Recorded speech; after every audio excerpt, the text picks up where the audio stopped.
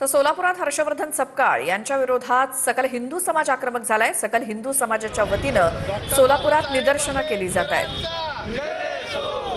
जय भीम, छत्रपती शिवाजी महाराज की, धर्मवीर संभाजी महाराज की। तर सोलापूर महानगरपालिकेत राष्ट्रवादीच्या एकमेव नगरसेवकासोबत भाजपनं युती केली आहे। स्वीकृत नगरसेवक निवडताना एक जागा कमी होऊ नये यासाठी भाजपची ही खेळी।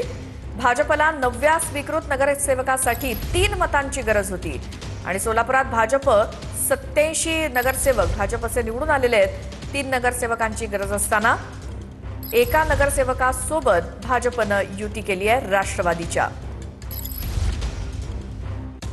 सोलापूर महापालिका निवडणुकीमध्ये घवघवीत आणि ऐतिहासिक यश मिळवल्यानंतर भाजपकडून आता स्वीकृत सदस्यपदासाठी जोरदार फिल्डिंग लावल्याचे चित्र पाहायला मिळते। भाजपने राष्ट्रवादी अजित पवार गटाचे एकमेव निवडून आलेले उमेदवार वैभव हत्तुरे यांना आपल्या सोबत घेतल्याचं पाहायला मिळतं आणि वैभव हत्तुरे यांना आपल्या सत्तेमध्ये सहभागी करून घेत या ठिकाणी सोलापूर महापालिकेमध्ये भारतीय जनता पक्षाने एक नवी खेळी केलेली आपल्याला पाहायला मिळते।